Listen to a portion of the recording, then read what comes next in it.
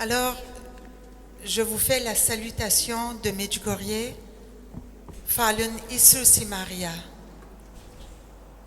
À Medjugorje, on se salue en disant « Loué soit Jésus et Marie ».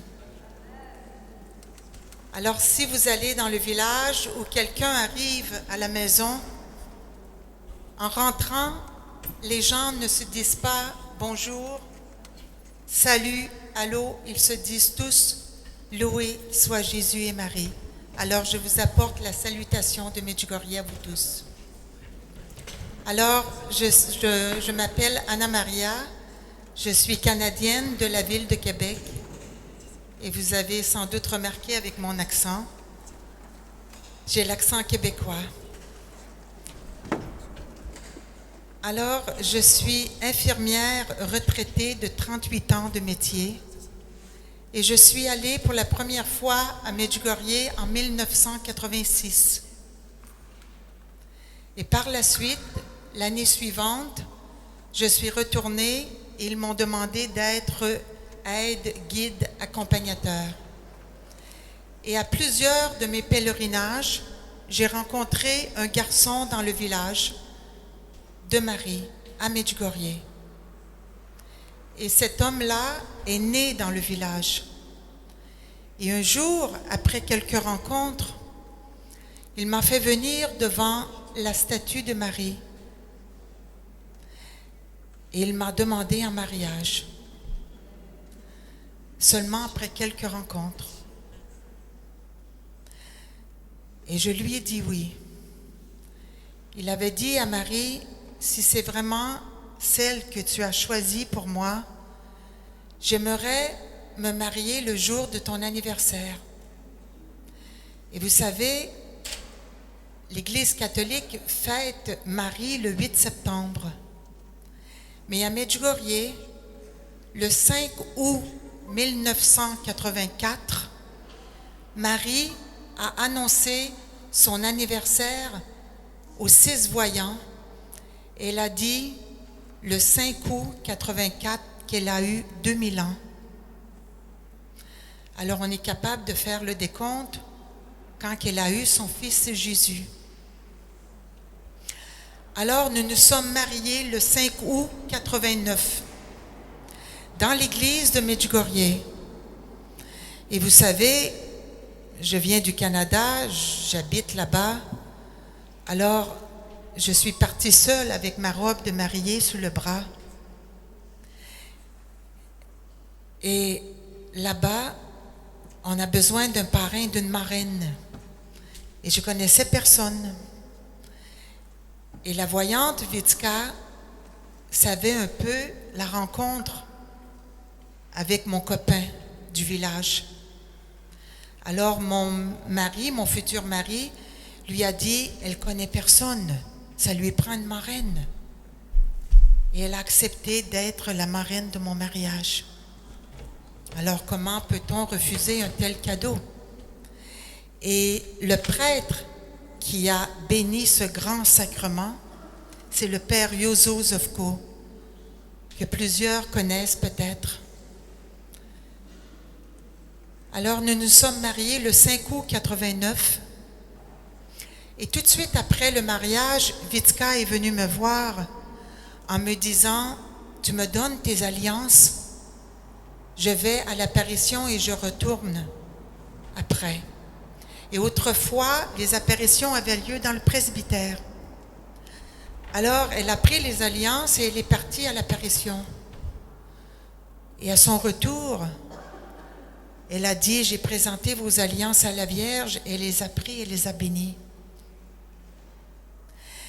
Et elle m'a dit, elle était d'une beauté, Vitka, dans ses yeux, toute la lumière qui dégageait de son visage. Et elle m'a dit, si tu savais la beauté de Marie aujourd'hui, c'est son anniversaire. Elle est venue d'une robe d'or, accompagnée d'anges à ses pieds. Et elle m'a expliqué que tous les journées de fête et d'anniversaire, Marie arrive avec une robe d'or. Et la journée de Noël, elle vient en plus avec l'enfant Jésus dans ses bras. Et tous les autres jours, au début, elle venait avec une robe bleue. Et un jour, il y a des pèlerins qui voulaient toucher à la robe de Marie pendant une apparition. Et la voyante Maria, elle a permis. Et après, il y a des taches grises qui sont arrivées sur la robe bleue de Marie. Et les taches augmentaient. Et les voyants ont dit à Marie, mais pourquoi que ta robe est sale? Et Marie a répondu, je ne peux plus me permettre de porter la robe bleue, car la robe grise représente tous vos péchés. Et c'est pour ça que Marie vient tous les jours avec la robe grise, sauf son anniversaire et toutes les fêtes que nous fêtons dans l'Église catholique. Elle arrive avec la robe d'or. Et après le mariage, j'avais fait venir mon mari au Canada pour lui montrer qu'est-ce que je quittais pour lui. Vous savez, venir à Medjugorje en pèlerinage, c'est toujours beau. Mais y vivre, c'est différent. Alors, je l'ai fait venir à Québec pour lui montrer qu'est-ce que j'allais quitter dans le renoncement. Et rendu là-bas, il m'a dit, après le mariage, nous viendrons habiter à Québec. Tu pourras continuer ta profession et je me trouverai un emploi et j'apprendrai le français. Alors, après le mariage, nous sommes rentrés à Québec, à la grâce de Dieu. Nous avons eu 4 enfants, 2 garçons, 2 filles. Et à tous les vacances scolaires, mes filles partaient dans le village de Medjugorje pour aller voir les tantes, les cousines. La famille est là-bas. Et mes filles ont commencé à voyager seules vers l'âge de 13 ans. Et vous savez, le Canada, c'est pas comme la France, nous avons besoin de 3 avions pour se rendre à Medjugorje. Alors, elles voyageaient seules. Et un été, quand elles sont revenues après 3 mois de vacances, elles m'ont dit en pleurant à l'aéroport, « Maman, nous revenons de Medjugorje et nous avons pris une décision.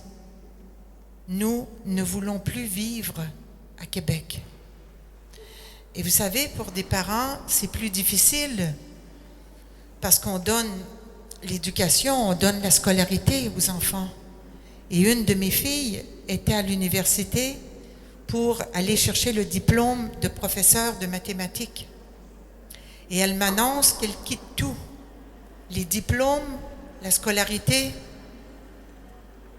Ils ont pris la décision de vivre à Medjugorje sans emploi. Alors, mon mari a dit, nous allons mettre dans la prière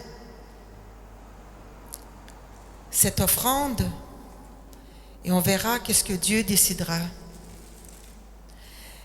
Et quelques jours après, quelques mois après, tout a déboulé.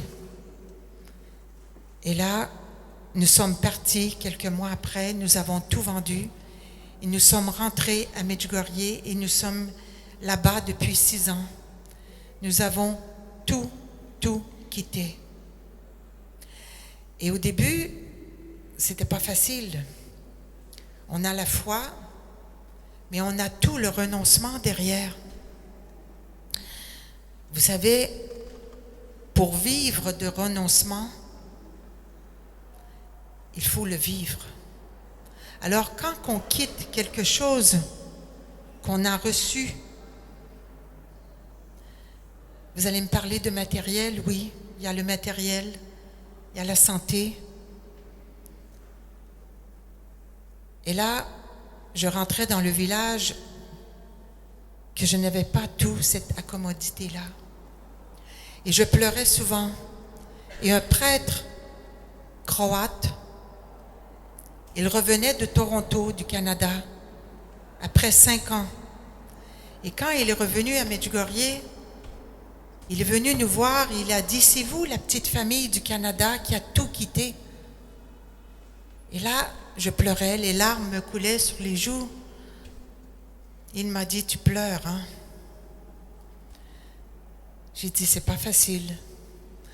Il m'a dit, tu sais, j'arrive du Canada, c'est un pays qui a tout. Vous manquez de rien. Vous avez l'abondance et vous avez tout.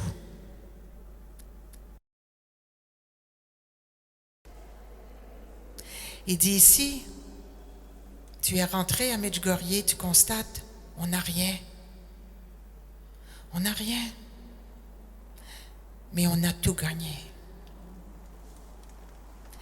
Et c'est là que mes larmes se sont asséchées. Et c'est la foi. Et un autre prêtre m'a dit, avec la foi, tu peux vivre partout dans le monde, car Dieu te soutient et Dieu t'accompagne.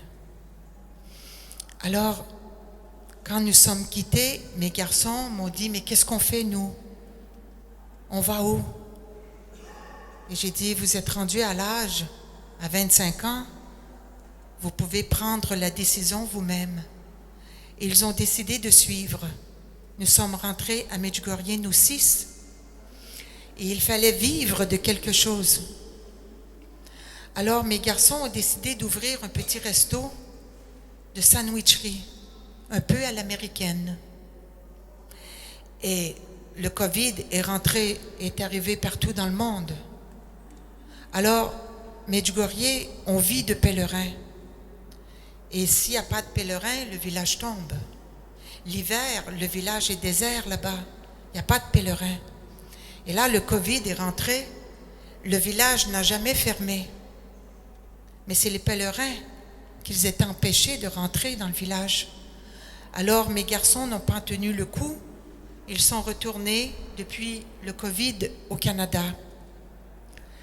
Mes 2 filles ont demeuré là-bas parce que c'était leur grand désir de tout quitter pour partir leur vie nouvelle. Et aujourd'hui, une de mes filles, elle demandait, il faut reculer de plusieurs années, quand nous étions à Québec, elle priait tous les jours de trouver un mari dans la foi. Elle avait fait une promesse à Dieu. Elle lui avait dit que je garde ma virginité jusqu'au mariage et en retour, trouve-moi un mari dans la foi qui prie avec moi. Et vous savez, c'est facile les premières rencontres. On se voit pour un café, la deuxième rencontre, le cinéma, et la troisième rencontre, c'est quoi? Au Canada, c'est le lit. Ça va tout de suite dans le lit. Alors, elle revenait toujours célibataire à chaque rencontre parce qu'elle avait fait une promesse à Dieu. Et après, nous sommes rentrés à Medjugorje et son mari l'attendait à la colline des apparitions. Et après tant d'années et de prières, la discipline de la prière, elle a eu une rencontre un soir avec un garçon du village qui l'a invité à prendre un café. Et il lui a demandé, « Comment es-tu si belle et que tu es célibataire? » Elle a dit, la première rencontre, devant lui, « Tu veux savoir vraiment pourquoi je suis seule? Je vais te le dire. Je prie et j'ai demandé à Dieu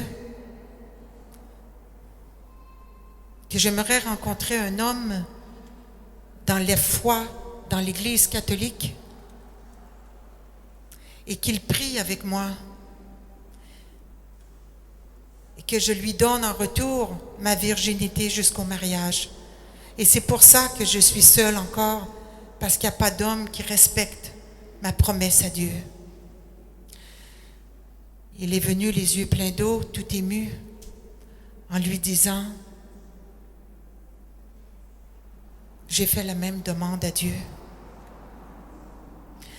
Et elle savait déjà le premier soir que c'était le sien. Et elle m'a dit après, maman, Dieu a entendu ma parole, ma prière. Dieu a entendu ma prière. Quelle grande promesse qu'elle a faite à Dieu. Et mon autre fille qui est ici présente avec moi aujourd'hui, elle a fait la même promesse à Dieu. Alors, il ne faut pas avoir une honte de témoigner de la foi et de vouloir garder la virginité pour l'homme ou la femme que Dieu a réservé.